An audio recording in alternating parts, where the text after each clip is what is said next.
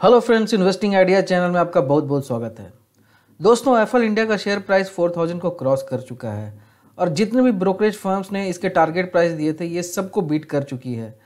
अब लोगों की नज़र है कि इसका अगला टारगेट क्या है। क्या यह 5000 का फिगर क्रॉस करेगी? अगर करेगी तो कब तक कर सकती है? तो आज हम इस वीडियो में इसमें स्टॉक का डिटेल्ड एनालिसिस करेंगे। हम ये भी डिस्कस करेंगे कि इन्वेस्टर्स की अब क्या स्ट्रैटेजी होनी चाहिए। क्या हमें होल्ड करना चाहिए या प्रॉफिट बुक कर निकल जाना चाहिए? क्या इसमें फ्रेश बाई करना चाहिए? जब प्राइस इतना हाई हो गया है तो क्या इसमें नए बायर्स को भी इसमें आना चाहिए या जो पहले से जो बाई कर चुके हैं उनको इसमें और से फ्रेश इन्वेस्टमेंट करना चाहिए? तो आज हम सब इस पर डिटेल एनालिसिस करेंगे एंड कंक्लूजन निकालेंगे कि इसमें क्या करना चाहिए। पर वीडियो स्टार्ट करने के पहले मैं चाहता हूं कि अगर आप मेरे चैनल पर नए हैं और अभी तक आपने मेरे चैनल को सब्सक्राइब नहीं किया है तो प्लीज़ चैनल को सब्सक्राइब कर लें और बेल आइकन को प्रेस कर लें ताकि मैं जो भी वीडियो बनाऊं वो आप तक पहुंच सके। दोस्तों, सब्सक्राइब करने का कोई चार्ज नहीं लगता है तो आप बिल्कुल भी हिचकिचाएं नहीं। तो चलिए वीडियो शुरू करते हैं। सबसे पहले इसके प्राइस पर नज़र डालते हैं।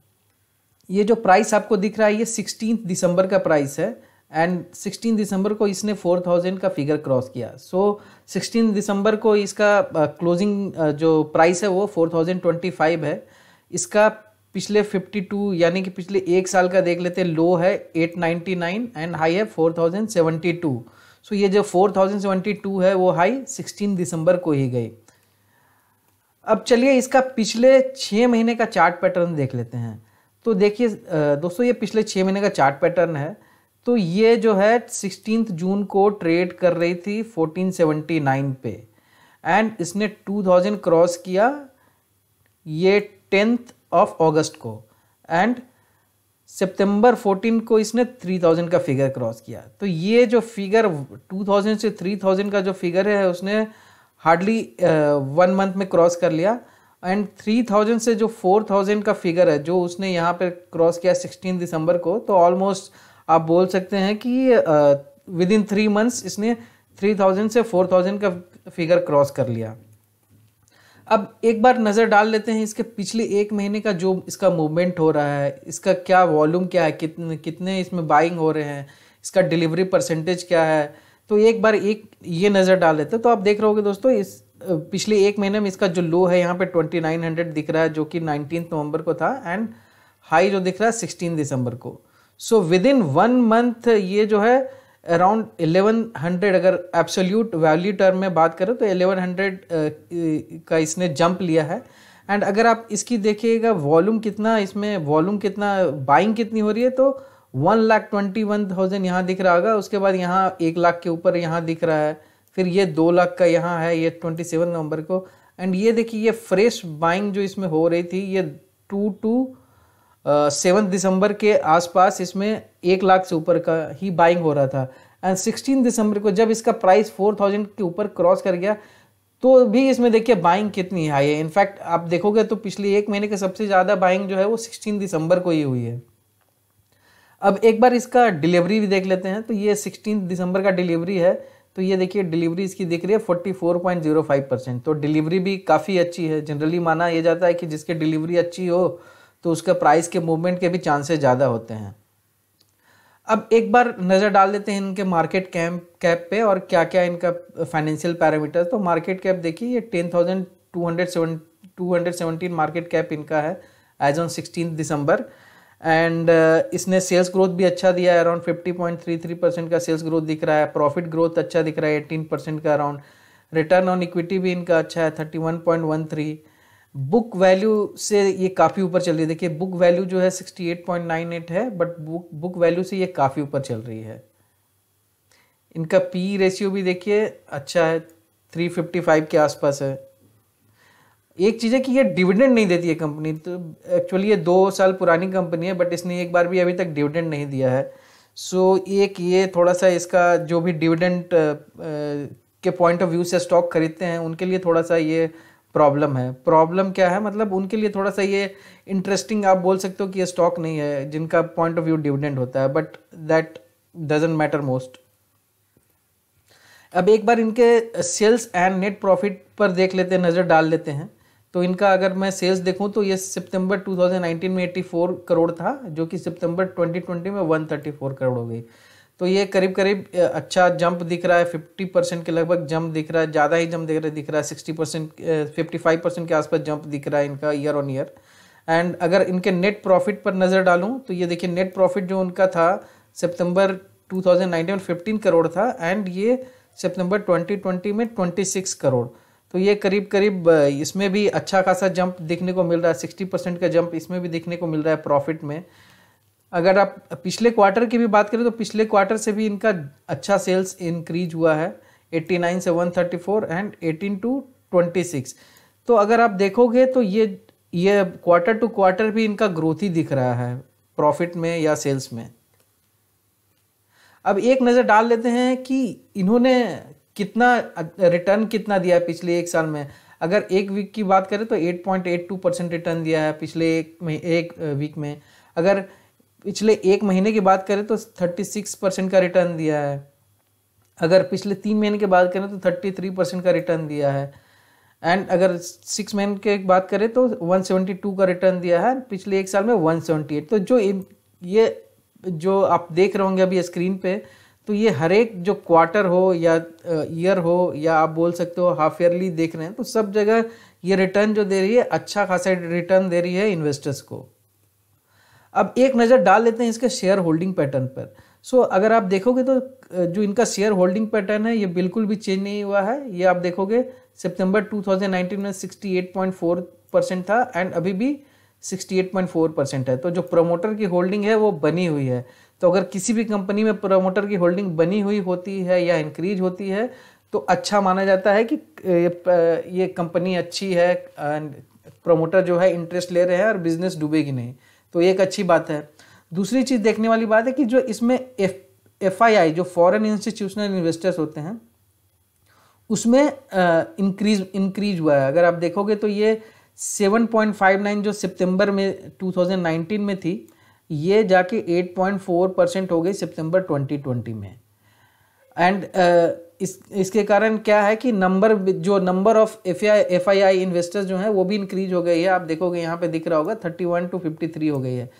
एक जो माइनर इसका प्रॉब्लम दिख रहा है उसमें कि म्यूचुअल फंड का जो होल्डिंग है वो इसमें थोड़ा सा डीप हो गया, हालांकि बहुत ज़्यादा डीप नहीं है। आप देखोगे होल्डिंग जो है 8.98% से 8.88% हुई है सितंबर क्वार्टर में, जो आपको यहाँ दिख रहा होगा। ये होल्डिंग जो है MF की होल्डिंग यहाँ दिख रही होगी आपको, ये जो टेबल है। तो यही एक मामूली सा चेंज है। हालांकि इनके जो actual number of mutual funds जो इनमें इन्वेस्ट किए हैं उसका नंबर नहीं डिक्रीज हुआ, वो 8 जो थी वो 8 ही है। एंड इसमें इंस्टीट्यूशनल इन्वेस्टर्स का अराउंड 18.4% का इसमें इन्वेस्टमेंट है। सो ये इनका शेयर होल्डिंग पैटर्न है, तो होल्डिंग पैटर्न भी अच्छा ही दिख रहा है। अब एक नज़र डाल लेते हैं इनके पीयर से, जो इनका कॉम्पिटिटर है उन पे नज़र डालते हैं। सो अगर आप देखोगे तो जो भी कॉम्पिटिटर है सब काफ़ी हैवी वेट हैं, मतलब ये मार्केट में ऑलरेडी काफ़ी सालों से हैं मार्केट में। एफएल इंडिया की बात करें तो ये काफ़ी नई दिख रही है, इनके सामने तो ये बच्चा ही दिखती है। बट अगर आप देखोगे प्राइस में देखोगे तो ये सबसे ऊपर है अभी।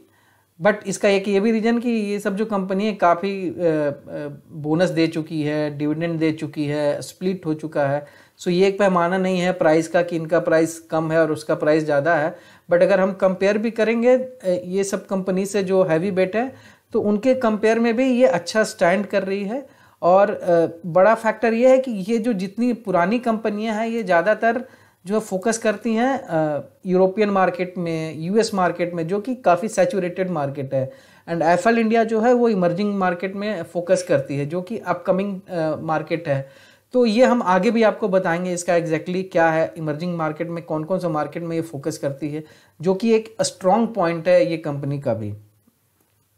अब एक बार देख लेते हैं कि इकोसिस्टम कैसे फेवर कर रही है, यानी कि जो हमारे जो कंपनी के सराउंडिंग जो इंडस्ट्री रहती है, सोशियो इकोनॉमिक फैक्टर्स होता है, पॉलिटिकल फैक्टर होता है, पॉलिसी फैक्टर होता है, वो कैसे इसे सपोर्ट कर रही है, फेवर कर रही है कि नहीं कर रही है। तो अगर आप देखोगे तो companies benefiting from digital push. So अभी अगर मैं इंडिया की बात करूँ या आप ग्लोबल एरा की भी बात करो, ग्लोबल कंट्री की भी बात करो, तो अभी सब जगह आपको डिजिटल पुश काफ़ी दिख रहा है। एंड जिसका इसको ज़बरदस्त फ़ायदा मिल रहा है बिकॉज ये जो है टेक्नोलॉजी रिलेटेड कंपनी है एंड डिजिटल में ही इसका मोस्टली बिजनेस है। तो इसका काफ़ी फ़ायदा ये कंपनी को मिलने वाला है और मिल भी रहा है। तो ये एक बड़ा ही फेवरेबल पॉइंट है इस कंपनी के बिजनेस पॉइंट ऑफ व्यू से। दूसरा है कि कोविड के कारण जो है ना अभी काफ़ी सारा जो शिफ्ट है एडवर्टाइजिंग की वो मोबाइल पे शिफ्ट कर गया है।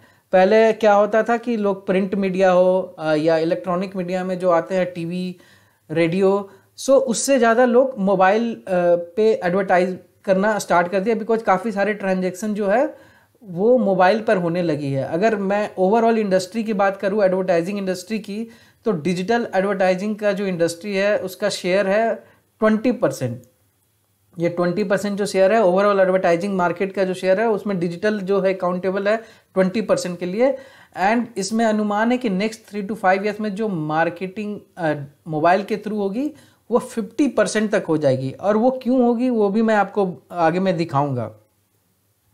बिकॉज क्या है कि अभी मोस्टली जो पीपल जो है लोग जो हैं वो मोबाइल के थ्रू ज़्यादा ट्रांजैक्शन करने लगे हैं, चाहे वो पेमेंट्स कर रहे हों या कुछ भी ऑनलाइन परचेज कर रहे हों। आप और हम भी देख लीजिए, अपने आसपास देख लीजिए, खुद को देख लीजिए। हम जितना पहले बाहर जाके फिजिकली सामान खरीदते थे, अभी मैक्सिमम जो है हम ऑनलाइन ही परचेज करते हैं या ट्रांजैक्शन करते हैं, जो कि एक बहुत ही बड़ा इंटरेस्टिंग एंड बेनिफिशियल फैक्टर है ये कंपनी के पॉइंट ऑफ व्यू से।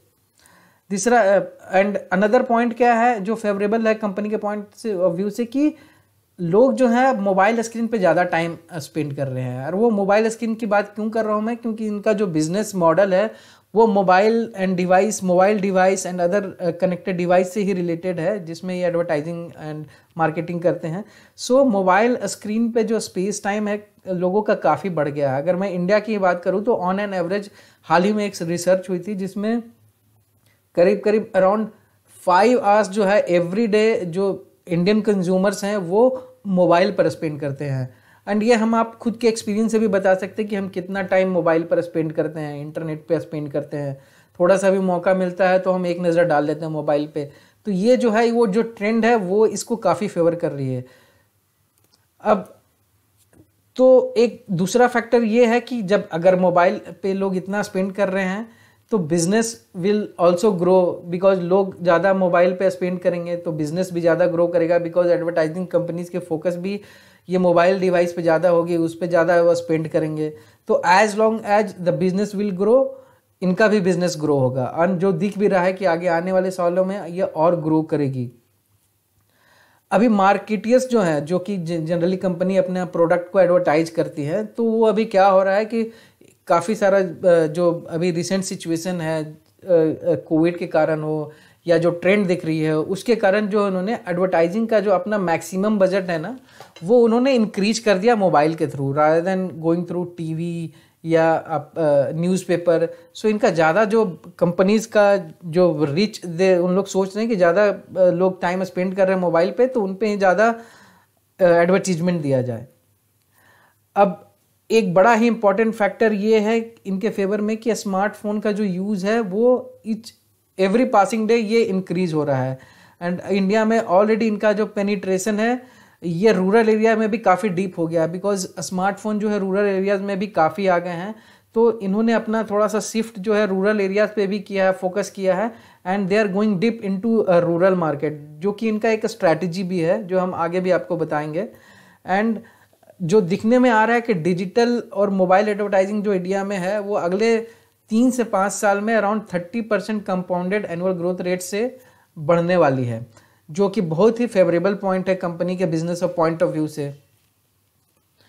एंड अभी जो करंटली जो इनका स्मार्टफोन यूजर जो इंडिया में जिनके थ्रू ये कनेक्टेड है 60 करोड़ स्मार्टफोन यूजर्स जो है ऑलरेडी ये कनेक्टेड हैं। एंड अगर मैं ग्लोबल की बात करूँ तो 200 करोड़ जो स्मार्टफोन यूजर हैं उनके थ्रू ये कनेक्टेड हैं। एंड अगले 3 साल में जो इंडिया में ही करीब इनका अनुमान है कि they will be connected to around 100 crore subscribers. So देखिए ये जो पूरा जो इनका जो बिजनेस प्लान भी है या जो ट्रेंड है, आप बोल लीजिए पॉलिसी ट्रेंड हो या सोशियो इकोनॉमिक ट्रेंड हो या बिहेवियरल ट्रेंड हो, वो सब जो है इनके बिजनेस मॉडल को काफ़ी फेवर कर रहा है, सपोर्ट कर रहा है। मैं बोलूँगा काफ़ी अलाइन है, जो इनके बिजनेस हैं उनके मॉडल से काफ़ी अलाइन है, जो अभी जो ट्रेंड अभी चल रही है दिख रही है, और आगे आने वाले सालों में भी यही दिख रहा है। अब जो इनका मेन टॉप वर्टिकल्स है जिनका जो बिजनेस पे ये फोकस करते हैं, ये मैं इसलिए आपको बता रहा हूँ क्योंकि आप देख रहे होगे, आप दिख रहा होगा e commerce, entertainment, education tech, fintech, food tech, FMCG, gaming, groceries, government, health tech. So ये जो टॉप 10 वर्टिकल है, जो 90% बिजनेस इनका ये टॉप 10 वर्टिकल से आता है, वो सब अभी आने वाले सालों में भी ग्रोथ ही करने वाले हैं। ई कॉमर्स की ही अगर मैं बात करूं तो ई कॉमर्स में आप देख लो, लोग मैक्सिमम जो है परचेज करते हैं वो ऑनलाइन करते हैं। सो ई कॉमर्स प्लेटफॉर्म के थ्रू ही करते हैं, तो वो ये बिजनेस डाउन होने वाले नहीं है। इंटरटेनमेंट आप देख लो, अगर मैं इंटरटेनमेंट यहाँ बात कर रहा हूँ, मैं थिएटर की बात नहीं कर रहा हूँ, यहाँ इंटरटेनमेंट से मतलब जो इंटरनेट यूज़र है, जो मोबाइल पे हम देखते हैं, यूट्यूब देखते हैं, वो दिनों दिन बढ़ती ही जा रही है, वो कम नहीं होगी। सो जो इनका जो वर्टिकल है आप देखिए काफ़ी अच्छा वर्टिकल है, जिनके थ्रू इनको बिजनेस भी आ रही है, एंड वो सब जो है वो कभी डिक्लाइन नहीं होने वाली आगे आने वाले साल में। एजुकेशन टेक की बात कर ले, एजुकेशन टेक भी आप देखोगे कि आफ्टर कोविड के बाद कई सारे जो मोस्टली जो इंस्टीट्यूशंस है उन्होंने अपना जो एजुकेशन है वो ऑनलाइन प्रोवाइड करना शुरू कर दिया है। अब फिनटेक पे आते हैं, जो भी बैंकिंग ऑर्गेनाइजेशंस है वो फिनटेक का यूज़ करते हैं, बिकॉज पेमेंट सॉल्यूशन ये सब कंपनीज प्रोवाइड करती है। फूड टेक की बात कर ले, फूड टेक बिकॉज हम ऑनलाइन फूड डिलीवरी मंगवाते हैं, जैसे आप जोमेटो ले लो, तो ये सब जो स्विगी ले लो, ये सब ऑनलाइन ही अभी इनका ट्रेंड भी काफ़ी बढ़ रहा है। एफएमसीजी जो एवरग्रीन सेक्टर है, FMCG fast moving consumer good, जैसे हम जो हमारे डेली इसेंशियल्स होते हैं, टूथपेस्ट हो गए, ब्रश हो गए, पाउडर हो गया, क्रीम हो गए, तो ये सब जो है ये कभी भी स्लो नहीं होगा ये मार्केट। गेमिंग का काफ़ी, खासकर जो यंग जनरेशन है उनमें गेमिंग का काफ़ी क्रेज है। ग्रोसरीज हम हमेशा ये इसेंशियल आइटम्स है जो कभी कम होने वाली नहीं है, हम एवरी मंथ में ग्रोसरी एक्सपेंस करते हैं ग्रोसरीज पे, वो ज़रूरी चीज़ है जीने के लिए। गवर्नमेंट का भी काफ़ी, गवर्नमेंट वाले वर्टिकल में भी इनको काफ़ी पुश मिल रहा है, बिकॉज गवर्नमेंट का पुश डिजिटल की तरफ ज़्यादा है, आगे आने वाले सालों में भी दिख रहा है, तो वहाँ भी ये जो है वो अलाइन है। हेल्थ टेक भी काफ़ी सारे हम अभी जो है जो डॉक्टर्स हैं वो हेल्थ टेक्नोलॉजी के थ्रू एडवाइस दे रहे हैं पेशेंट्स को, तो ये जो इनका टॉप 10 वर्टिकल्स है वो भी इनके बिजनेस को काफ़ी सपोर्ट कर रहा है, एंड जो ट्रेंड आने वाले सालों में दिख रही है वो जो है वो बिजनेस मॉडल को काफ़ी फेवर कर रहा है। अब एक बार इनके स्ट्रेंथ पर नज़र डाल लेते हैं कि इनका स्ट्रेंथ क्या है। सो स्ट्रेंथ है कि इनका जो है कि they engage users before opening the app, जब हम कोई भी ऐप खोलते हैं उसके पहले ही वीडियो आ जाता है। सो ये इनका स्ट्रेंथ है कि वो पहचान जाती है कस्टमर के ट्रांजैक्शन के पैटर्न से कि ये इनका चॉइस क्या है, तो उस बेसिस पे वो कंज्यूमर को वो एडवर्टाइजिंग सेम इंटरेस्ट से रिलेटेड एडवर्टाइजिंग देती है, जो आपको दिख रहा हो कि advertise to consumer through recommendation service. तो हम जो भी जनरली हम मोबाइल में सर्च कर चुके होते हैं पहले, तो उसी के बेसिस पे इनका जो डेटा एनालिसिस है वो काफ़ी स्ट्रांग है। वो डेटा के बेसिस पे वो सही कस्टमर को सही प्रोडक्ट का एडवर्टीजमेंट पहुंचाती है, जो कि इनका कोर, आप बोल सकते हो कि कोर इनका स्ट्रेंथ है। एंड ऑन एन एवरेज इनका बोलना है कि around 30 crore daily active users हैं इनके, जो कि एक बहुत ही बड़ा आप बोलोगे साइज है जहां इनका रीच है कस्टमर का। एंड इन्होंने इस साल ही के अराउंड 3 कंपनीज में अपना स्टेक या तो बढ़ाया है या एक्वायर कर लिया। मीडिया स्मार्ट जो एक कंपनी है उनमें उसमें उन्होंने इसको एक्वायर कर लिया, जो कि अराउंड मार्च 2020 में था। ऐप नेक्स्ट करके जो ऐप है उसमें 66% स्टेक इन्होंने अपना पूरा कर लिया है, बढ़ाया नहीं है, इनफैक्ट 66% स्टेक इनका हो गया है, जो कि आई थिंक जुलाई 2020 में हुआ है। और उसी के टाइम आसपास सिंगापुर बेस्ड ओएस लैब्स है, उसमें इन्होंने अपना स्टेक जो है बढ़ाकर 8% कर लिया है। तो ये एक्वायर भी कर रही है। एक्वायर हम तभी करते हैं, कोई कंपनी तभी एक्वायर करती है जब उनका बिजनेस काफ़ी स्ट्रांग होता है एंड उनका फ्यूचर प्लान भी काफ़ी अच्छा होता है, तभी कोई कंपनी किसी के बिजनेस को एक्वायर करती है। प्लस कंपनी के पास फंड भी अच्छा है तभी एक्वायर कर पा रही है। एंड बहुत बड़ा स्ट्रॉन्ग पॉइंट जो इनका है कि they have a deep understanding of customer intent and behaviour. So क्या है कि वो कस्टमर जो भी, इनके पास इतना सारा डेटा है तो वो डेटा क्रंच करके वो निकाल लेते हैं कि कस्टमर का बिहेवियरल पैटर्न क्या है, उसके बेसिस पे ही वो लोगों को एडवर्टाइज देते हैं। तो ये कंपनी जो इनके जो क्लाइंट्स हैं उनके लिए काफ़ी अच्छा पॉइंट है कि ये सही कस्टमर को ये हमारे जो एडवर्टीजमेंट जाएगा वो सही कस्टमर को जाएगा। तो क्लाइंट पॉइंट ऑफ व्यू से भी उनका जो मॉडल है वो काफ़ी सपोर्ट कर रहा है, क्लाइंट के लिए भी काफ़ी फेवरेबल है, तो जो कि इनका स्ट्रेंथ दिखने में आ रहा है। अब लास्ट 6 महीने का बिजनेस जो हमने देखा, पिछले 6 महीने का, तो ये काफ़ी ब्राइट दिख रहा है इनका बिजनेस। जो हमने देखा क्वार्टर Q1 Q2 में जो इनका परफॉर्मेंस था वो काफ़ी अच्छा था, एंड कंपनी जो है Q3 में इससे भी अच्छा एक्सपेक्ट कर रही है। बिकॉज क्या है कि Q3 में फेस्टिव सीजन होते हैं प्लस हॉलीडे सीजन होते हैं। हालांकि हॉलीडे को अब निगेट भी कर लीजिए कि लोग जाना अभी बाहर उतना नहीं कर रहे हैं, बट फिर भी कुछ लोग तो बाहर जाते हैं घूमने के लिए। बट उससे भी ज़्यादा जो बड़ा फैक्टर है फेस्टिव सीजन के कारण जो ट्रेंड देखने को मिल रहा है जनरली Q3 में जो होता है, लोग की बाइंग कैपेसिटी बढ़ जाती है बिकॉज लोगों को बोनसेस मिलते हैं या लोग काफ़ी सारे नए आइटम परचेज करना चाहते हैं ये फेस्टिव पीरियड में। तो जनरली देखा गया है कि Q3 में जो है इनका बिजनेस काफ़ी अच्छा होता है as compare to Q1 and Q2, तो जो कि एक अच्छा पॉइंट है अभी आने वाले दिनों में। अब थोड़ा इनके वीकनेस पे भी नज़र डाल लेते हैं। हमने स्ट्रेंथ पर दिया, वीकनेस हालांकि मुझे कुछ ज़्यादा दिख रहा है नहीं रहा है। वीकनेस इनका एक दिख रहा है कि प्राइस थोड़ा हाई है इनका, अगर देखा जाए तो एक वीकनेस ये है, जो कि इनका स्ट्रॉन्ग पॉइंट भी है कि इनका प्राइस काफ़ी ऊपर है। आप एक तरह से देखोगे तो स्ट्रॉन्ग भी लग रहा है, दूसरे नज़रिए से देखोगे तो ये काफ़ी हाई दिखेगा कि प्राइस इन्वेस्टर के पॉइंट ऑफ व्यू से कि जो फ्रेश बाई करना चाहते हैं इसमें, उनके पॉइंट ऑफ व्यू से ये थोड़ा सा भी वीकनेस नज़र आएगा इनके स्टॉक के पॉइंट ऑफ व्यू से।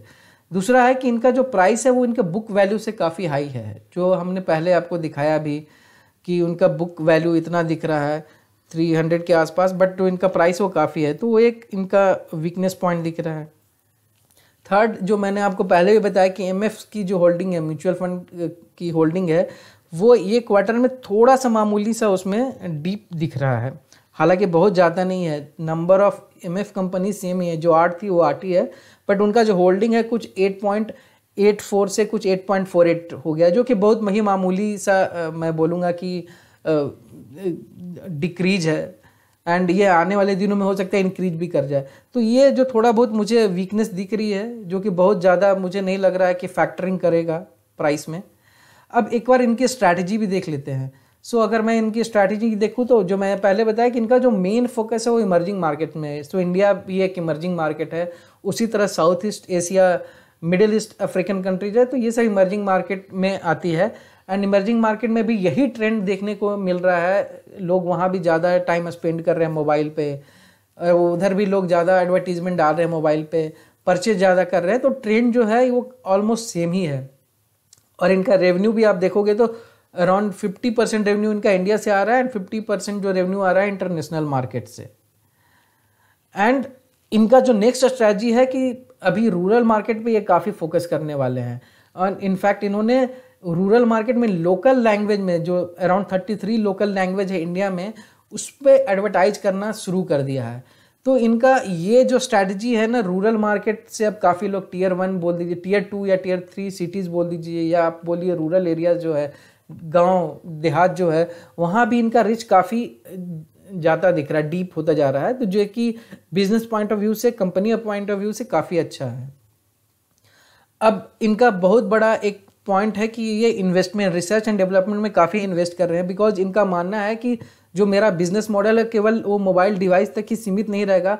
लोग जनरली क्या कर रहे हैं, हम और आप हर एक के पास एक से ज़्यादा डिवाइस होते हैं, कोई स्मार्ट वॉच पहन कर रहता है, कोई हेल्थ ट्रैकर वॉच पहन कर रहता है, तो ये उसमें रिसर्च एंड डेवलपमेंट कर रहे हैं कि कैसे उसमें भी ये अपना बिजनेस मॉडल को डेवलप कर लें कि आप जो आपका हेल्थ ऐप है उसमें भी एडवर्टीजमेंट आए, जो आपका और भी कोई डिवाइस अगर आप यूज़ कर रहे हैं तो उसमें भी ये उनकी पहुंच हो सके।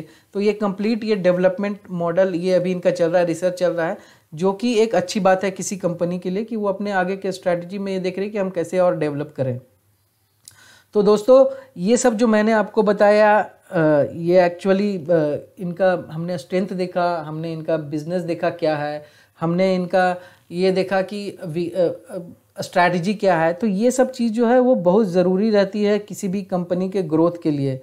हम जब भी किसी भी स्टॉक में हम इन्वेस्ट करते हैं तो हमें ये जानना ज़रूरी होता है कि उस कंपनी का बिज़नेस क्या है, उस कंपनी का प्राइस कैसा चल रहा है, उस कंपनी का फाइनेंशियल्स कैसा है, क्या जो अभी ट्रेंड है वो क्या फेवर कर रही है। तो ये सब जो है ये जानना बहुत ही ज़रूरी होता है किसी भी कंपनी में इन्वेस्टमेंट करने के लिए।